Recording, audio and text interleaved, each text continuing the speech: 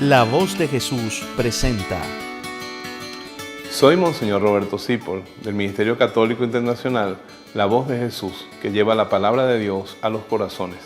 Esperamos que el servicio que vas a disfrutar a continuación sea de mucho fruto para tu vida espiritual. Pongámonos en oración para escuchar juntos la voz de Jesús. Nuestro tema de hoy: como en los tiempos de Cristo. Paz y bien en nuestro Señor Jesucristo. Hay tantas cosas lindas en el ministerio del Santo Padre Francisco.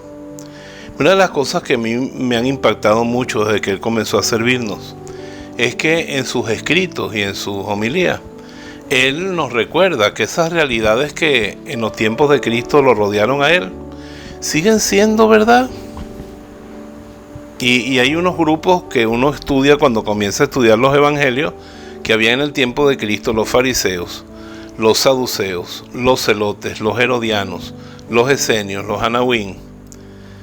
Y uno se da cuenta cuando escucha al Papa Francisco que esos grupos siguen existiendo hoy en la iglesia y por fuera. Esos grupos existen hoy y nos rodean. Y uno tiene que estar bien claro en qué grupo de esos se va a meter. Y por eso yo quisiera hacerle en este programa un paralelismo para que cuando vayan a leer el Evangelio se den cuenta, hoy en día esta realidad sigue existiendo entre nosotros. Y de los grupos que rodearon a Jesucristo, el primero del que vamos a hablar, que era el más famoso, es el de los fariseos. Los fariseos eran demasiado buenos, exageradamente buenos. Recuerdo que Monseñor Enríquez nos decía que la mamá no sabía lo que era un fariseo, pues cuando él estaba pequeño y se portaba mal le gritaba fariseo, porque como siempre los vemos en el Evangelio, como los enemigos de Cristo, nos parece que eran gente mala. Son la gente que estaba tan cegada por su propia bondad, entre comillas, que no reconoció al Mesías. Les pareció poco Jesucristo. Eran gente que incluso estaba oprimida por sus obligaciones. ¿Hay de eso en la iglesia hoy en día? Pues sí. Hay gente que en la iglesia lo único que les importa son las reglas, las normas, las costumbres. Jesucristo le decía a los fariseos: ustedes recorren cielo y tierra para encontrarse un prosélito y cuando lo educan sale peor que ustedes. Así nosotros a veces no predicamos a Jesucristo, sino métete en mi iglesia. Y si te metes en mi iglesia, tú tienes que cumplir estas normas. Hay normas que hay que cumplir, por supuesto. Jesús también cumplía las normas. Vemos que San José y la Virgen lo llevaban al templo todos los años. A él lo presentaron en el templo. Jesucristo le dijo a Pedro: vamos a pagar el impuesto del templo. Jesucristo cumplía las normas verdaderas, las más fundamentales, las más importantes, con libertad de espíritu y para su Padre. Jesucristo no era un antinorma. Él dice: yo vengo a llevar a plenitud la ley. No digo no se maten, digo que se amen. No digo que no cometan adulterio, digo que no se estén morboseando viendo a la mujer ajena. O sea, Jesucristo nos llevaba a la plenitud de la ley, nos sigue llevando, pero uno no puede quedarse en la letra de la ley. Porque como dice la misma palabra de Dios, la letra mata. Y hay gente, por ejemplo, que cargan al otro. Tienes que usar el escapulario del Carmen, que yo lo uso y es bueno, pero también tiene que ponerse el verde, que es la Inmaculada. Tiene que ponerse el azul, que es el de la Virgen María, la consagración. Tiene que hacer la consagración durante 3 meses al corazón de Jesús y a la Virgen. Cuando termine cada misterio del rosario, tiene que hacer por lo menos 5 o 6 jaculatorias y no deje de rezar la coronilla. Pero además de eso, si eres devoto de la preciosa sangre y de las 5 llagas de Cristo, entonces estás perdonado y tienes que cargar la medalla de San Benito, también tienes que cargar la medalla de la Milagrosa, tienes que hacer los 9 primeros viernes. Y cosas que en sí son buenas, que te llevan a Dios, las van cargando y poniéndolas tan en primer lugar que al final nos pasa lo que Jesús le decía a los fariseos: ustedes atan inmensas cargas en las espaldas de los demás, y yo lo conozco, en su vida privada ni mueven un dedo para empujarla. Entonces hay gente que se quedó en las normas, y esto que yo acabo de nombrar son prácticas buenas, que yo las hago. Pero si yo cargo un crucifijo aquí, en mi anillo, esto no me va a proteger. No, porque esa no es la medalla de San Benito. Yo puedo cargar una medalla de San Benito como una cruz que yo cargo. Lo importante de la medalla de San Benito es la cruz. No, pero si usted no carga el escapulario, usted no sale el sábado del purgatorio cuando se muera. Yo creo que yo cuando esté en el purgatorio apenas la vea a la Virgen me va a sacar, porque ella me quiere mucho. Va a hacer todo para que yo salga de allá. Hay que tener libertad de espíritu, no cosificarse en las cosas, en las normas, que esto es hasta aquí, que esto es hasta allá. No, libertad de espíritu. Esa libertad de Jesús era escandalosa, porque para él estaba primero que todo la gloria del Padre y el bien del hombre. Y para eso es que son las normas. El sábado es para que el hombre descanse y le dé culto a Dios, no para que uno no pueda curar a una mujer de 18 años poseída por un demonio que la encorvaba, porque hoy es sábado. ¿Ves? Eso no era la visión que tenía Jesús. Vivió en enfrentamiento con los fariseos toda la vida. Después estaban los celotes. Hoy tenemos bastantes celotes. Los celotes eran los que pensaban que la religión era simplemente con fines prácticos. Arreglar el país. Arreglar el país. Si ustedes vieran lo que me cuesta a mí, con la gente ya comprometida en la iglesia, llevarlos a pensar en cambiar ellos, sino todos tienen que cambiar al mundo. Y no se dan cuenta que el mundo va a cambiar cuando cambien ellos. El reino de Dios no se establece cambiando el sistema político, cambiando el sistema económico, sino cambiando las personas corazón a corazón. Cuando tú cambias, el mundo va cambiando. El único pedacito del mundo que tú puedes cambiar es realmente tu propio corazón. Y hay gente cuyo único anhelo es usar la religión para que sea un factor de mejora social. Claro que la fe cristiana mejora la sociedad, pero ese no puede ser el objetivo único como hacían los celotes. Después están unos muy tenebrosos que son los saduceos.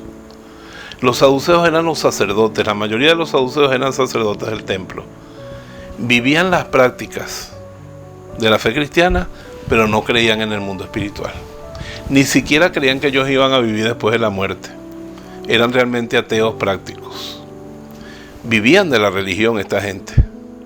Y sabe, las capas más altas de la iglesia somos susceptibles de caer en esa trampa. De vivir la religión pero sin esperar nada.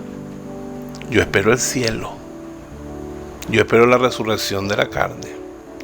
Yo espero estar en la gloria con Jesucristo. Yo espero mi corona. No sé si será de bronce, de barro, de oro, de plata, pero Cristo me la va a dar. Pero los saduceos no creían en la eternidad, solamente un plano terreno de puras costumbres. Yo me he preguntado, Señor, ¿será que yo seré fariseo? ¿Será que yo seré celote? ¿Será que yo soy saduceo? ¿Y saben qué me dice el Señor? Pues sí, Roberto, sí lo has sido. Has sido fariseo, porque ese te has pegado de las normas a tal manera que no te ha importado cargarte gente, corazones y personas por cumplir tus normas. A veces has sido celote porque toda tu perspectiva ha sido por un cambio aquí en la tierra y no has pensado en la vida eterna. A veces has sido como esos sacerdotes del templo que mataron a Jesús, que pasas periodos sin esperanza, sin fe, sin visión sobrenatural, sino no viendo todo como un manejo religioso en la tierra. Pero también estaban los esenios, los puros, santos, perfectos, que se fueron al desierto porque no soportaban la maldad. Y así mucha gente en este periodo de cambios de la iglesia se refugia en el integrismo, en el tradicionalismo y aparte de los demás. Y yo digo mi misa a la manera antigua, aparte de los demás. Y si el Papa se mete conmigo, pues el Papa no es Papa. Y si el obispo se mete conmigo, el obispo no es obispo, porque yo soy el que conozco la verdad espiritual. Y entonces ese asunto de los esenios, el Papa los llama los gnósticos modernos, porque con un espiritualismo exagerado se separan del grupo, se separan de los demás. Están los herodianos. Herodes no creía en nada. Y hay gente que ya se mete en el mundo político, en el mundo empresarial, y pierde la fe en todo. Y se dicen cristianos, pero tú vas a ver un herodiano, porque lo único que cree es en su empresa, su partido político, su ideología. Y así vamos viendo que todo lo que rodeó a Jesús sigue vivo todavía. Incluso San Pablo habla de un grupo que no aparece en los evangelios, que se llama los falsos hermanos. Los falsos hermanos que parecen cristianos, que parecen católicos, pero son falsos hermanos, porque están buscando poder, están buscando dominio de los demás, están buscando prestigio, están buscando dinero. Y en todos estos grupos hay sacerdotes y seglares. Y yo no hago esta reflexión para que tú empieces a agarrar el dedo. Mira, fulano es farisea, fulano ese es saduceo, fulano esa es esenia. No, para que te des cuenta que dentro de ti y yo dentro de mí tenemos un herodiano, un fariseo, un saduceo, un celote y un falso hermano. Son actitudes que son tentaciones por las cuales la vida cristiana deja de ser auténtica. Pero hay un grupo en el tiempo de Jesús al que Jesús perteneció y se llaman los Anahuín. Anahuín significa sencillo, simple, pequeño. Un Anahuín es la mujer esa de la hemorragia de 12 años que pensó, si toco a Jesús el borde de su manto seré sana. Un Anahuín es Bartimeo que gritaba: Jesús, hijo de David, ten compasión de mí. Un Anahuín es el leproso de los 10 que Jesús curó y que se devolvió a darle gracias. Anahuín es Magdalena, de la que salieron 7 demonios. Anahuín es la Virgen María purísima, perfecta, la que no hubo que perdonar ni sanarle nada, pero la gran enamorada de Jesús. El Anahuín es el que, si cumple una norma, es dándole sentido y con humildad, pero no vive de las normas. Tiene una fe tremenda en las promesas de Dios. Todo lo que tiene son las promesas de Dios. Es pobre de espíritu. Depende totalmente de Dios. Y es la gente que ha encontrado el reino de Dios. Y por eso esta realidad nueva del Papa nos debe llevar a comprender que es una actitud farisaica, que es una actitud saducea, que es una actitud celote, que es una actitud herodiana, que es una actitud de falso hermano. Y buscar ser como Pablo, como Pedro, Anahuín. Dios se complace en el pobre. ¿Quiere que te diga nombres de Anahuín actuales? Bueno, la Madre Teresa de Calcuta, Santa Teresita del Niño Jesús, la beata Conchita Cabrera de Armida. Nuestro Padre San Francisco es el abanderado después de Cristo de los Anahuín. Agarrar el estilo pobre, humilde, sencillo de Jesús. Una gente que en su oración no necesita muchas fórmulas ni muchas cosas, sino que levanta las manitas al cielo y dice: Padre nuestro que estás en el cielo, santificado sea tu nombre.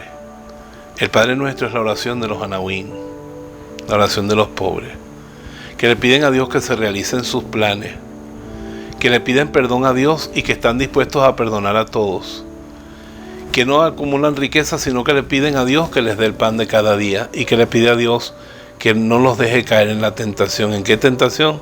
La de mi fariseísmo, la de mi saduceísmo, la de mi celotismo, la de mi falsedad de hermano y la de mi herodianismo. Esas maldades, que esas actitudes desaparezcan de mi alma. Jesucristo nos dice en el Evangelio: aprendan de mí, que soy manso y anahuín de corazón. Aprendan de mí, carguen con mi yugo, que es fácil, porque el yugo de los fariseos es pesadísimo. De mi carga, que es ligera, porque la carga de llevar el alma sin esperanza, en una fe vacía, como la de los saduceos, es muy dura. La carga de una lucha armada, violenta por la sociedad, es desagradable. En cambio, la carga del anahuín es ligera y llevadera.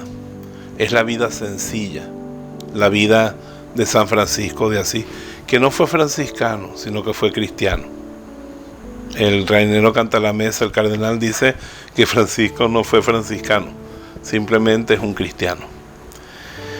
Vamos a caminar tras las huellas del gran pobre de Yahvé, que es Jesús, tras las huellas de María. Y vamos a tratar de ser gente flexible, tolerante, firme, al mismo tiempo, en la libertad y en los valores del Evangelio. Y no nos dejemos arrebatar esa alegría. Que el Espíritu Santo venga sobre nosotros y renueve nuestro espíritu con una gran sencillez. Y no tomemos posiciones radicales en lo que no es radical. Por ejemplo, ¿Te gusta usar velo? Úsalo, te queda bonito. Y si no te queda bonito, si a ti te gusta, eso a mí no me afecta. Que mi hermano comulga en la mano. Bueno, yo comulgo con libertad, en la boca o en la mano, porque me gusta una forma o la otra. Si hay inconvenientes de que yo comulgue en una de las dos, por eso no voy a dejar de comulgar. No nos aferremos a posiciones intransigentes. Es un consejo de padre que se los doy. A medida que uno se pone viejo, se da cuenta de que hay muchas cosas que son secundarias y que uno tuvo como primordiales al principio, y eso le hizo daño a gente y nos privó de alegría y libertad a nosotros. Por eso es mejor el camino de la sencillez. Por ahí es que vamos nosotros. Dios los bendiga siempre. En el nombre del Padre, del Hijo y del Espíritu Santo. Amén. Para los que servimos a Dios y a la Iglesia en la voz de Jesús, es un gran gozo que tú hayas recibido el don de la palabra de Dios. Y esperamos que dé mucho fruto en tu vida y en tu corazón.